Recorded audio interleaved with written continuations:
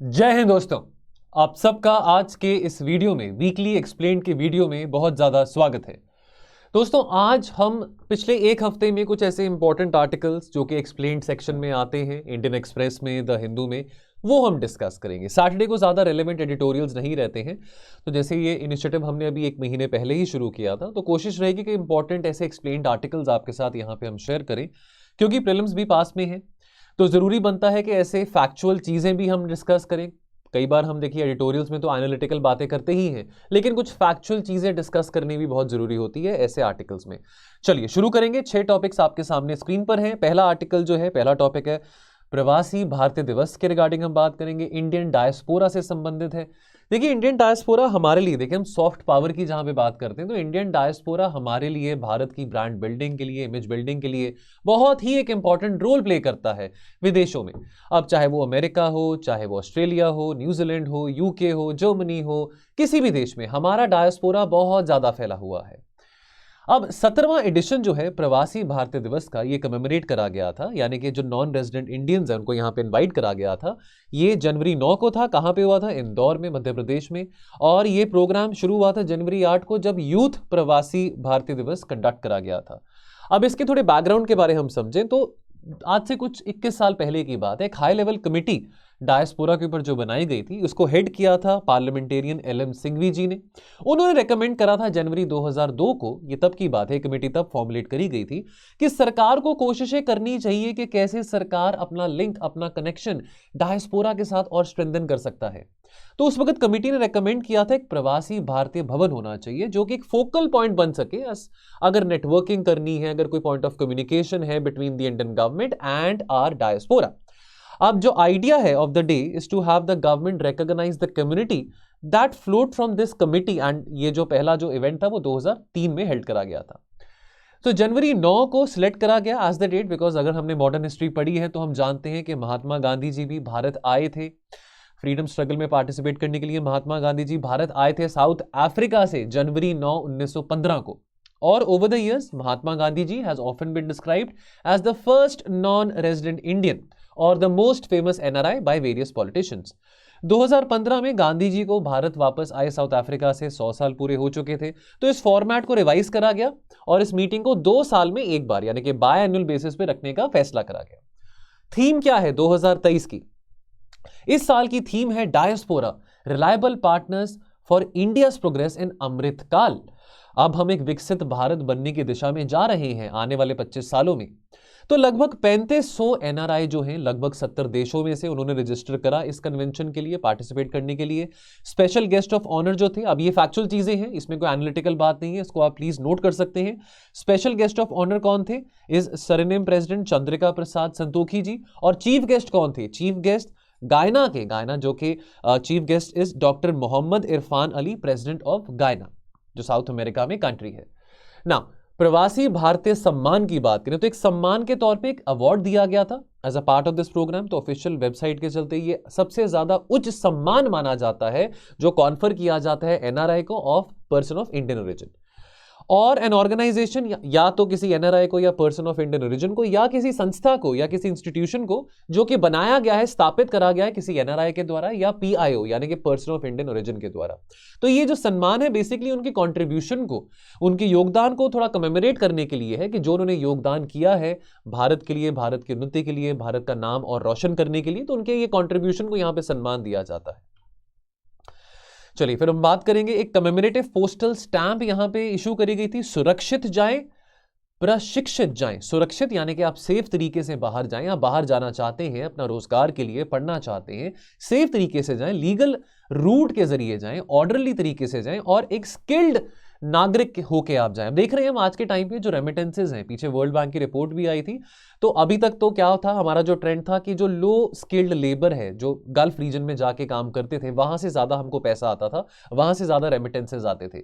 लेकिन अभी हम हाई स्किल्ड लेबर देख रहे हैं, अमेरिका हो, कनाडा हो, यूके हो, ऑस्ट्रेलिया हो, यहाँ पे हमारे इंजीनियर्स जा रहे हैं, अकाउंटेंट्स जा रहे हैं, तो यहाँ से रेमिटेंसेज बहुत ज्यादा आ रहे हैं। तो आप जरूर बाहर जाएं अगर जाना चाहते हैं, लेकिन प्रशिक्षित होके जाए, यानी कि स्किल्ड माइग्रेशन की बात करी गई है। चलिए उसके बाद अगला आर्टिकल यहां पे हम बात करेंगे what the NCPCR draft guideline से ऑन असेसिंग अगर माइनर्स यानी कि 16 साल का बच्चा हो, 17 साल का बच्चा हो, 18 साल से कम की उम्र का बच्चा हो, क्या उनको एज अडल्ट ट्राई करा जाना चाहिए कि नहीं। तो एनसीपीसीआर यानी कि national commission for protection of child rights, now they have come up with draft guideline as far as the preliminary assessment is concern कि कुछ माइनर्स को अगर ट्राई करना चाहें कानून के चलते, क्या उनको एज अडल्ट ट्राई किया जा सकता है। तो ये 12 पेज की ड्राफ्ट गाइडलाइंस एनसीपीसीआर के द्वारा इशू करी गई है और यहां पे लोगों के लिए, पब्लिक के लिए यहां पे अगर कुछ कमेंट्स देना चाहें, कुछ सुझाव देना चाहें तो वो दे सकते हैं जनवरी 20 तक। अब क्या है preliminary assessment as per the juvenile justice act. अब ये बात समझिए कि जो बच्चे बिलो द एज ऑफ 18 है उनको माइनर बाय लॉ कहा जाता है, जो 18 या 18 से ऊपर उनको अडल्ट माना जाता है। एक अमेंडमेंट 2015 में करी गई थी, एक प्रोविजन ऐड करा गया था जुवेनाइल जस्टिस एक्ट में कि भाई अगर एक बच्चे को ट्राई करना चाहे एज एन अडल्ट, जिसने कोई ऐसा घोर अपराध किया है, जिसने कोई घृणित अपराध किया है, कोई ऐसा हीनस क्राइम कमिट करा है, तो क्या उसको एज एन अडल्ट ट्रीट किया जा सकता है कि भाई अगर वो 16 साल का है, 17 साल का है, अगर उसने इतना कोई घिनौना अपराध करा है तो वो अपराध करने से पहले सोचा नहीं, तो उसको इस बात से ढील क्यों मिलनी चाहिए कि वो भी बच्चा है। ये बात तब सामने आई थी। नाउ अंडर दिस ये जो अमेंडमेंट करी गई थी, एक बच्चा अगर वो 16 या 17 साल का है या 17.5 साल का है, 16.5 साल का है, उसको एज एन अडल्ट ट्राई किया जा सकता है। लेकिन ये कौन डिटर्मिन करेगा? ये जुवेनाइल जस्टिस बोर्ड डिटर्मिन करेगा एक प्रीलिमिनरी असेसमेंट के बाद, और ये डिटर्मिन करेगा कि क्या उस बच्चे को एज एन अडल्ट ट्रीट करना है या एज अ माइनर ट्रीट करना है। ये एक्ट डायरेक्ट करता है जुवेनाइल जस्टिस बोर्ड को कि क्या क्या फैक्टर्स आपने कंसिडर करने before deciding to try a child as an adult और अ माइनर। उसकी मानसिक स्थिति कैसी है, उसकी फिजिकल कैपेसिटी कैसी है, क्या वो समझ पा रहा है कि जो उसने अपराध करा है उसका कॉन्सिक्वेंस क्या है, उसका हशर क्या है, कौन से ऐसे हालात थे जिन हालातों के चलते उसने ऐसा अपराध कमिट किया था। तो ये सब चीजों का जो वेरिफिकेशन है, जो असेसमेंट है, वो जुवेनाइल जस्टिस बोर्ड करता है अपना फैसला सुनाने से पहले। अब आपको ये बात पता हो कि जो बोर्ड है, now the board has to take assistance, has to take help of experienced psychologist, ठीक है, साइकोलॉजिस्ट हम या साइको सोशल वर्कर्स की बात करें, ठीक है। Act also gives a disclaimer that assessment जो है, ये जो प्रीलिमिनरी असेसमेंट है, ये ट्रायल नहीं है, केवल बच्चे की कैपेसिटी को असेस करने के लिए यहां पे हम कर रहे हैं कि बच्चे की मेंटल कैपेसिटी क्या है, फिजिकल कैपेसिटी क्या है, क्या बच्चा जिसने अपराध करा है, कि चलो ठीक है आप कई बार अपराध कर देते हैं, आपको उसके कॉन्सिक्वेंसेस के बारे नहीं पता होता, गलती कर दी, क्या आपको उसके कॉन्सिक्वेंसेस के बारे पता था और फिर भी आपने ऐसा अपराध किया, इस बात का असेसमेंट किया जाता है। अब इस असेसमेंट के बाद बोर्ड जो है वो एक ऑर्डर पास कर सकता है और ये कह सकता है कि भी हाँ आप बच्चे को एज अ चाइल्ड ट्राई कर सकते हैं, एज एन अडल्ट ट्राई कर सकते हैं, ठीक है। देयर बाय ट्रांसफर किया जाता है case to a children's court with relevant jurisdiction. अगर तो उसको माइनर की तरह ट्रीट किया जाता है तो बच्चे को एक स्पेशल होम में भेजा जाता है 3 साल के लिए। अगर उसको अडल्ट की तरह ट्राई किया जाता है तो बच्चे को जेल में डाला जा सकता है, सजा सुनाई जा सकती है, लेकिन उसको फांसी की सजा नहीं सुनाई जा सकती है या उम्र कैद की सजा नहीं सुनाई जा सकती है। अब सवाल यह आता है कि गाइडलाइंस अब क्यों आ रही हैं। तो जुलाई 13, 2022 को सुप्रीम कोर्ट एक केस सुन रहा था जहां पे एक 7-8 साल की बच्ची, क्लास 2 की जो बच्ची थी, उसको एक 16 साल के बच्चे ने मारा था।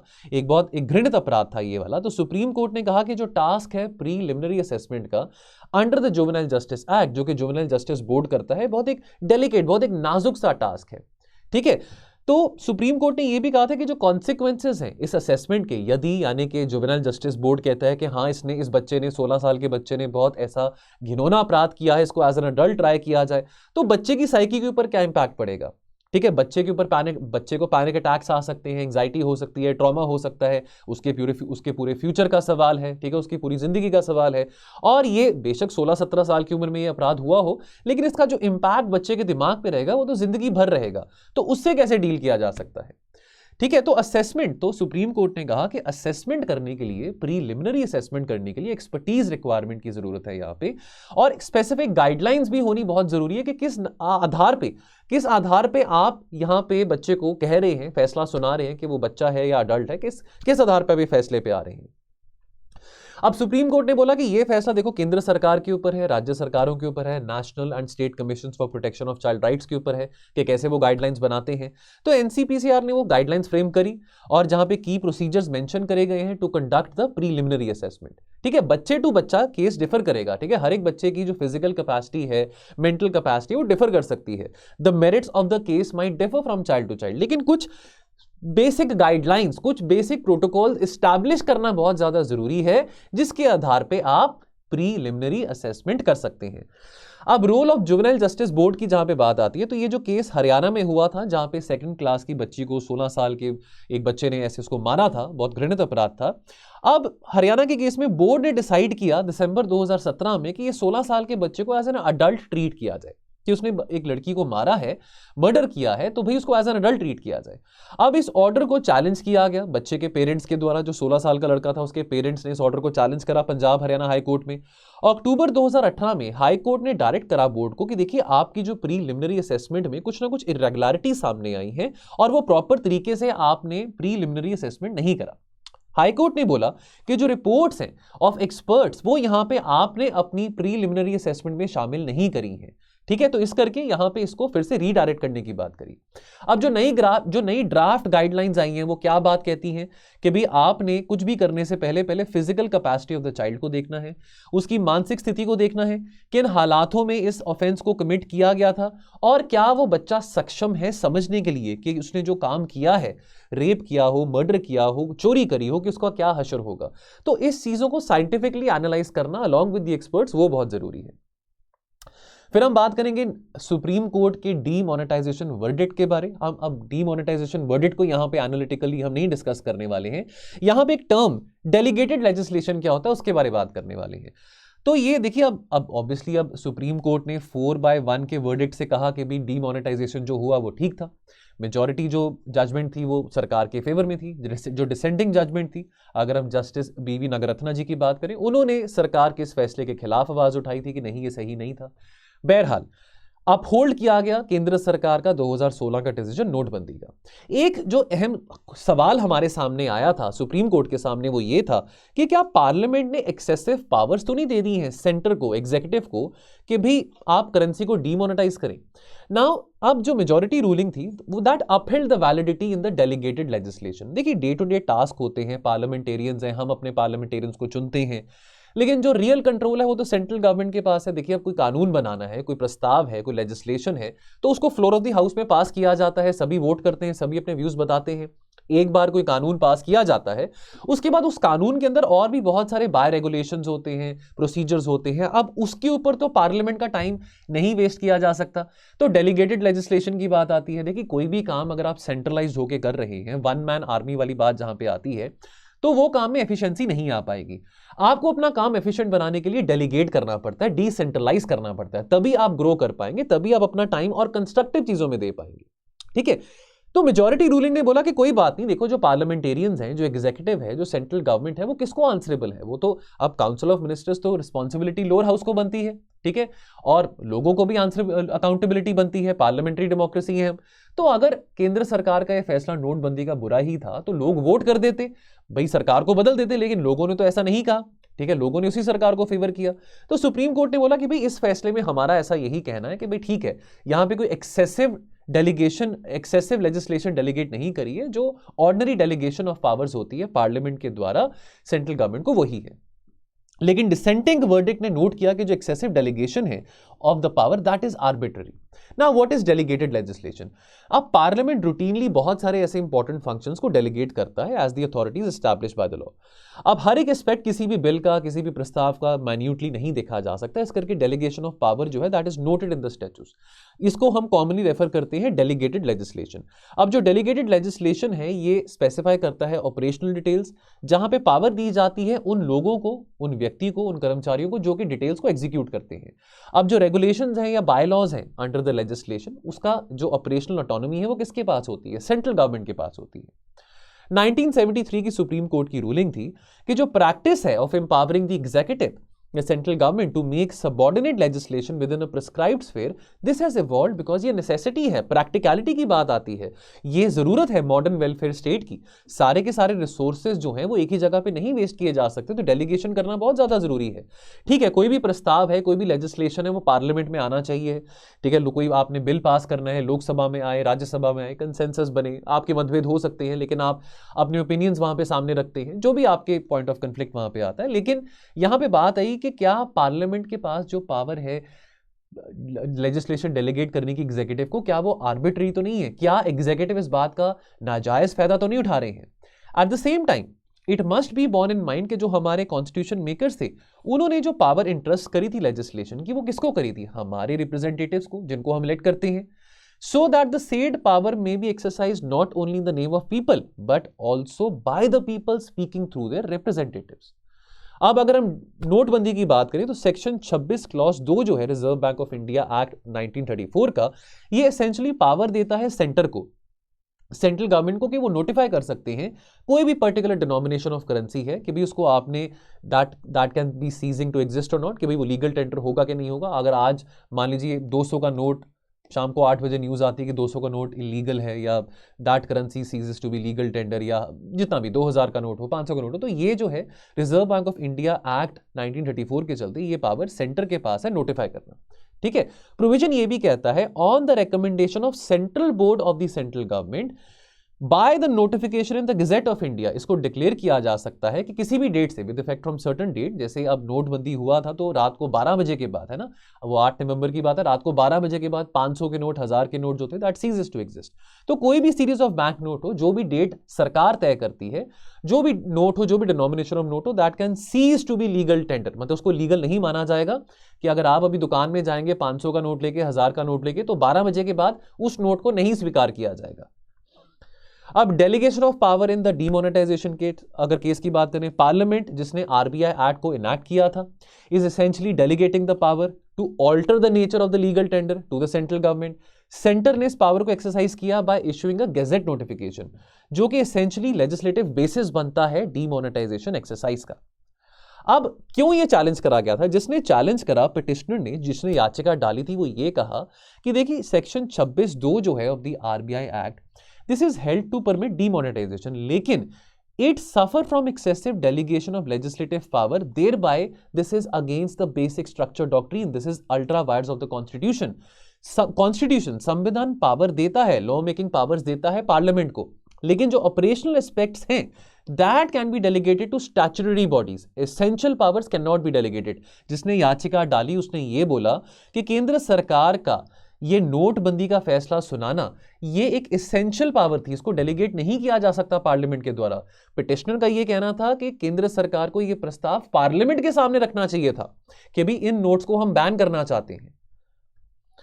Why was this challenge? जो पिटिशनर्स, इन्होंने अगेन कहा कि section 26 clause 2 of the RBI act 1934 में कोई ऐसी पॉलिसी गाइडलाइंस नहीं है कि सेंटर कैसे अपनी इस पावर्स को एक्सरसाइज कर सकता है, और पिटिशनर का यह कहना था कि बहुत आर्बिट्ररी और अनकॉन्स्टिट्यूशनल तरीके से इसको एक्सरसाइज करा गया है। मेजॉरिटी वर्डिक्ट ने क्या कहा? मेजॉरिटी वर्डिक्ट ने बोला दैट देखो सेंट्रल गवर्नमेंट जो है वो आंसरेबल है पार्लियामेंट को, तो डेलीगेशन पावर को आप स्ट्राइक डाउन तो नहीं कर सकते हैं, और एग्जीक्यूटिव रिस्पॉन्सिबल है पार्लियामेंट को, और पार्लियामेंट कौन है? Elected representatives of the citizens हैं। तो अगर लोगों को प्रॉब्लम थी इस फैसले से, तो लोगों ने अपने आप सरकार बदल देनी थी, अगले चुनाव में सरकार को ना चुनते, लेकिन लोगों ने ऐसा नहीं कहा। लेकिन जो डिसेंडिंग जजमेंट था जस्टिस नागरत्ना जी का, उन्होंने कहा कि centre could not have exercised its delegated powers because section 26(2) of the RBI जो है this only gives power to the centre, जहां पे जो रिकमेंडेशन है वो इनिशिएट आरबीआई के सेंट्रल बोर्ड से करी जाती है। रिकमेंडेशन आरबीआई के सेंट्रल बोर्ड से इनिशिएट करी जाती है, not by the central board of central government. तो ये डिसेंडिंग जजमेंट था कि वो रिकमेंडेशन जो है, प्रस्ताव जो है, वो केंद्र सरकार के द्वारा नहीं, आरबीआई के सेंट्रल बोर्ड के द्वारा आना चाहिए था। चलिए अगला आर्टिकल यहां पे बात करेंगे गंगा विलास क्रूज के बारे। ये कल से शुरू हो रहा है, तो आज से शुरू हो रहा है, रादर जनवरी 13 से शुरू हो रहा है। तो अब देखिए, अब रिवर टूरिज्म को, इनलैंड वाटरवेज को, अब हम रिवर टूरिज्म को बूस्ट दे रहे हैं। तो प्रधानमंत्री मोदी जी ने फ्लैग ऑफ करा है Ganga river cruise from Varanasi, जो कि उनके पार्लियामेंट्री कॉन्स्टिट्यूएंसी है। 51-52 डे का ये क्रूज है, जो कि खत्म कहां पे होगा, फाइनल डेस्टिनेशन कहां पे? डिब्रूगढ़ असम में, मार्च 1 में। तो 13 जनवरी से शुरू होकर मार्च 1 तक ये क्रूज रहेगा। ठीक है। अब this will sail from Varanasi, the cruise will cover 3200 kilometres for over 51 days, जहां पे 27 रिवर सिस्टम्स को क्रॉस किया जाएगा। ठीक है, इसमें लगभग 50 ऐसे टूरिस्ट स्पॉट्स हैं जिसमें काफ़ी सारे वर्ल्ड हेरिटेज स्पॉट्स भी आ जाते हैं, नेशनल पार्क्स आ जाते हैं, रिवर घाट्स आ जाते हैं। मेजर सिटीज़ हैं, पटना है, साहिबगंज है जो झारखंड में है, कोलकाता आ गया, ढाका आ गया बांग्लादेश में, गुवाहाटी आ गया असम में। उसके अलावा काफ़ी ऐसे इंपॉर्टेंट साइट्स हैं, जैसे कि हम बात करें फेमस गंगा आरती की वाराणसी में जो होती है, बुद्धिस्ट साइट ऑफ सारनाथ की बात करें, मजूली जो कि लार्जेस्ट रिवर आइलैंड है असम में, या अगर हम बात करें विक्रमशिला यूनिवर्सिटी की, बिहार स्कूल ऑफ योगा की, तो ये क्रूज जो है इन सब डेस्टिनेशन से ट्रैवर्स अलोंग करेगा। या अगर हम बात करें सुंदरबंस पार्क की या काजीरंगा नेशनल पार्क की। चलिए, तो आप यहाँ पे रूट भी देख सकते हैं, वाराणसी से लेकर डिब्रूगढ़ तक। यहाँ पे ये 1 मार्च को ये जो क्रूज है टर्मिनेट होगा। अब देखिए यहाँ पे ये जो मिनिस्ट्री ऑफ, अब आपको क्या पता होना चाहिए, फैक्चुअल बात है, जो मिनिस्ट्री ऑफ पोर्ट्स है, शिपिंग एंड वाटरवेज है, ये कोऑर्डिनेटर है इस टूरिज्म प्रोजेक्ट के, शिप टूरिज्म प्रोजेक्ट के। तो जो हमारे मंत्री हैं टूरिज्म के, किशन रेड्डी जी, उन्होंने कहा है कि सारा बंदोबस्त और सारे सिक्योरिटी प्रोटोकॉल्स का यहाँ पे ध्यान रखा गया है यात्रियों के लिए, टूरिस्ट के लिए। और भारत सरकार ने काफ़ी ऐसी कोशिशें, काफ़ी ऐसे कदम उठाए हैं कि कैसे हम क्रूज टूरिज्म को प्रमोट कर सकते हैं। बहुत ज़रूरी है क्रूज टूरिज्म को प्रमोट करना, लोगों को, यात्रियों को, चाहे वो विदेश से आए चाहे वो हमारे यहाँ से हो, उनको इन सब साइट्स के बारे में पता लगेगा, इन हिस्टोरिकल साइट्स के बारे में जानकारी मिलेगी, भारत से जुड़ने की जानकारी मिलेगी, और डेफिनेटली इससे काफ़ी इंप्लॉयमेंट जनरेशन भी होगा, पैसा भी आएगा, हमारे फॉरेक्स रिजर्व में भी हमारे पास जो है इंक्रीमेंट देखने को मिलेगा। अब ये जो वेसल है इसमें 3 डेक्स हैं, 18 स्वीट्स हैं, और ये 36 यात्रियों को अकोमोडेट कर सकता है। जो भी पहला जो क्रूज है, जो पहला वोयेज है, इसमें 32 यात्री होंगे स्विट्जरलैंड से जिन्होंने साइन अप करा है। क्या कॉस्ट होगी? 25,000 पर पर्सन कॉस्ट होगी। इसको मैनेज किया जाएगा प्राइवेट ऑपरेटर्स के द्वारा, IWAI के द्वारा, यानी कि inland waterways authority of India, जो कि फॉल करता है under the ministry of shipping, ports and waterways. River tourism को बूस्ट करने की बात है। यहां पे जो हमारे शिपिंग एंड पोर्ट्स मिनिस्टर हैं सर्बानंद सोनोवाल जी, उन्होंने कहा था कि ये सेक्टर में बहुत पोटेंशियल है, बहुत सारी डायरेक्ट और इनडायरेक्ट एम्प्लॉयमेंट अपॉर्चुनिटीज भी जनरेट हो पाएंगी रिवर टूरिज्म के चलते। चलिए, यहां पे आप इमेजेस देख सकते हैं जो क्रूज है यहाँ का, जो यहाँ पे स्वीट बनाया गया है, 18 स्वीट है इसमें क्रूज में। चलिए, अगला आर्टिकल यहाँ पे ग्रीन बॉन्ड्स की बात करेंगे। Green bonds out on January 25। क्या है वो? What do they mean for the investors and for the environment? तो जनवरी 6 को आरबीआई ने अनाउंस करा दैट वो पहली बारी इशू करेंगे सॉवरेन ग्रीन बॉन्ड्स को। तो 16,000 करोड़ के 2 ट्रांचेस में, यानी कि इस साल 8,000 करोड़ के ग्रीन बॉन्ड्स इशू करे जाएंगे, अगले फाइनेंशियल ईयर में फिर 8,000 करोड़ के ग्रीन बॉन्ड्स इशू करे जाएंगे। अब जो 8,000 करोड़ के ग्रीन बॉन्ड्स हैं वो अगेन 2 ट्रांचेस में हैं। एक तो है 4,000 करोड़ के सॉवरेन ग्रीन बॉन्ड्स जो कि 5 साल की टेन्योर के होंगे, और एक होंगे 10 साल के ग्रीन बॉन्ड्स जो अगेन 4,000 करोड़ के उसमें होंगे, लिमिट में होंगे। नाउ ग्रीन बॉन्ड्स क्या हैं? वो बॉन्ड्स हैं जो इशू करे जाते हैं बाय सॉवरेन एंटिटी या इंटर गवर्नमेंटल ग्रुप्स या कॉर्पोरेट के द्वारा। एम क्या है कि जो इससे पैसा आएगा, जो लोग इन ग्रीन बॉन्ड्स में इन्वेस्ट कर रहे हैं, वो किसके लिए यूटिलाइज किया जाएगा? इन्वायरमेंटली सस्टेनेबल प्रोजेक्ट्स के लिए, इको फ्रेंडली प्रोजेक्ट्स के लिए। अभी जो फ्रेमवर्क है सॉवरेन ग्रीन बॉन्ड्स का, इसको भारत सरकार के द्वारा नवंबर 9, 2022 पिछले साल इशू करा गया था। पिछले कुछ सालों में ग्रीन बॉन्ड्स एक बहुत अच्छा ऑप्शन इमर्ज हुआ है हमारे सामने, एज एक बहुत इंपॉर्टेंट फाइनेंशियल इंस्ट्रूमेंट है as far as dealing with the threats of climate change and related challenges is concern. IFC यानी कि इंटरनेशनल फाइनेंस कॉर्पोरेशन, जो कि वर्ल्ड बैंक का ग्रुप इंस्टीट्यूशन है, उसका ये कहना है कि हमको पता है कि क्लाइमेट चेंज का जो प्रभाव है, जो इम्पैक्ट है कम्युनिटीज़ के ऊपर, इकोनॉमीज़ के ऊपर, बहुत ज़्यादा खतरा पोज करता है एग्रीकल्चर के लिए, फूड सिक्योरिटी सिस्टम्स के लिए, वाटर सप्लाईज के लिए। तो फाइनेंसिंग कहाँ से आएगी? क्लाइमेट चेंज एक खतरा है, लेकिन भारत सरकार के पास भी लिमिटेड पैसे हैं, स्कैर्सिटी ऑफ रिसोर्सेज हैं। तो इस करके बहुत ज़रूरी है कि इन्वायरमेंटल प्रोजेक्ट्स को, अभी आने वाले समय में हम रिन्यूएबल एनर्जी प्रोजेक्ट्स के ऊपर काम करने वाले हैं, इलेक्ट्रिक गाड़ियां बनाने वाले हैं, ग्रीन एनर्जी के टुवर्ड्स ट्रांजिशन करने वाले हैं। तो कैसे हम कनेक्ट कर सकते हैं इन इन्वायरमेंटल प्रोजेक्ट्स को कैपिटल मार्केट्स और इन्वेस्टर्स के साथ, कि जो लोग इसमें इन्वेस्ट करना चाहते हैं वो ग्रीन बॉन्ड्स में इन्वेस्ट करें, और इससे जो पैसा आएगा वो इन इन्वायरमेंटल प्रोजेक्ट्स में ही जाएगा। तो इन्वेस्टर्स को बहुत बड़ा एक प्लेटफॉर्म मिलता है ताकि वो एक अच्छी इन्वायरमेंटल फ्रेंडली प्रैक्टिसेस में इंगेज कर सकें, और कैसे वो बिजनेस स्ट्रैटेजी जो है बॉन्ड इश्यूअर्स की, उसको इन्फ्लुएंस कर सकते हैं। ठीक है, साथ के साथ अट्रैक्टिव रेट ऑफ इंटरेस्ट यानी कि attractive returns on their investment भी उनको यहाँ पे मिलता है। ठीक है, और उसके अलावा in this way the growth in green bonds and the green finance, this indirectly works to disincentivise the high carbon emitting projects. ये भी IFC का कहना है कि जो इन्वेस्टर्स हैं कि वो रिन्यूएबल एनर्जी प्रोजेक्ट्स में ज्यादा इन्वेस्ट करेंगे, हाई कार्बन इमिटिंग प्रोजेक्ट्स में नहीं करेंगे। High carbon emitting projects definitely ज्यादा इकोनॉमिक ग्रोथ गारंटी करते हैं, लेकिन अब हमने इकोनॉमिक ग्रोथ के टुवर्ड्स जाना है, जहां पे हम सस्टेनेबल डेवलपमेंट को फॉलो कर रहे हैं। तो देखिए हमने बहुत एम्बिशियस टारगेट्स रखे हैं towards 2030 as far as the gigawatts of renewable energy which we want to generate. तो सर्टेनली जो हमारी कमिटमेंट है अपनी इकोनॉमी को इंटेंसिफाई करने के लिए, कार्बन इंटेंसिटी को रिड्यूस करने के लिए, ग्रीन ट्रांजिशन के लिए, तो सॉवरिन ग्रीन बॉन्ड जिसका जो मेंशन है इस पिछले बजट में भी किया गया था, तो बहुत एक इंपॉर्टेंट रोल प्ले करेंगे आने वाले टाइम में। तो ये प्रोसीड्स कहां पे जाएंगे? जो भी ग्रीन प्रोजेक्ट्स हैं, जो भी रिन्यूएबल एनर्जी प्रोजेक्ट्स हैं, ये जो प्रोसीड सॉवरिन ग्रीन बॉन्ड्स के हैं इसी में जाएंगे। तो रिन्यूएबल एनर्जी प्रोजेक्ट्स जहां पे इन्वेस्टमेंट्स की जाएंगी सोलर में, विंड में, बायोमास में और हाइड्रो पावर एनर्जी प्रोजेक्ट्स में। चलिए लास्ट टॉपिक यहां पे हम बात करेंगे, all you need to know about the national geospatial policy 2022।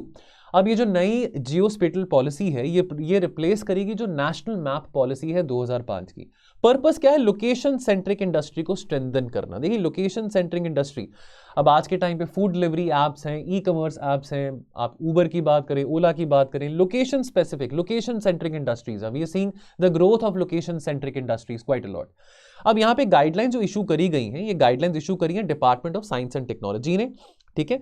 अब department of science and technology की जो गाइडलाइंस है वो डीरेगुलेट करते हैं जियोस्पेटियल सेक्टर को और लिबरलाइज करते हैं acquisition, production and access of the data of the maps in this field. तो जियोस्पेटियल डेटा यानी कि दो तरह का होता है, यहाँ पे जो लोकेशन ट्रैक करी जाती है स्टैटिक भी हो सकती है, डायनेमिक भी हो सकती है। तो जियोस्पेटियल डेटा क्या है? पैटर्न है, डिस्क्रिप्शन ऑफ इवेंट्स है occurring with in a location, चाहे वो अर्थक्वेक्स हो, चाहे वो वेजिटेशन हो, या it can also be dynamic, एक इंसान, एक व्यक्ति रोड पे चल रहा है, कोई गाड़ी रोड पे चल रही है, पैकेज को ट्रैक करना हो। तो जो लोकेशन है, the location data that obtained is usually combined with other characteristic attributes और रिकॉर्डेड पैरामीटर्स, ताकि इसमें मीनिंगफुल इनसाइट्स आ सकें। तो ये रोड मैप है 2000, तो यहाँ पे 2035 तक का रोड मैप यहाँ पे मेंशन किया गया है। ऑब्जेक्टिव्स क्या? ऑब्जेक्टिव्स को समझें तो सरकार का एम ये है कि जियोस्पेटियल टेक्नोलॉजी को एम्प्लॉय करके कैसे हम सस्टेनेबल डेवलपमेंट गोल्स को एडवांस कर सकते हैं, ठीक है। पॉलिसी का एम्फेसिस ये भी है कि क्या इंपॉर्टेंस है लोकली अवेलेबल और लोकली रेलेवेंट मैप्स की। हम गूगल मैप्स के ऊपर बहुत डिपेंडेंट हैं, किसी प्राइवेट कंपनी के ऊपर डिपेंडेंट क्यों हो? हम locally available maps, locally relevant maps पे डिपेंडेंट क्यों ना रहे, ठीक है। तो इसका जो पर्पस है long term sustainable geospatial information management है through capacity development and education programmes. Basic purpose again यहां पे आता है कि कैसे डेमोक्रेटाइज किया जा सकता है इस जियोस्पेटियल डेटा को।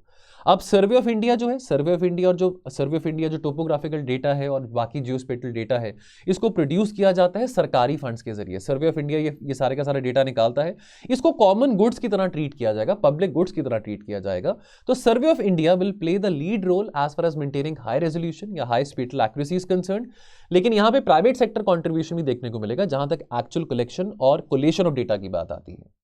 एक्सपर्ट्स का क्या कहना है? तो ई कॉमर्स और डिलीवरी इंडस्ट्री के लिए बहुत ही ज़्यादा एक रेवोल्यूशनरी मूव होने वाला है, बहुत बेनिफिट करेंगे इस पर्टिकुलर पॉलिसी से।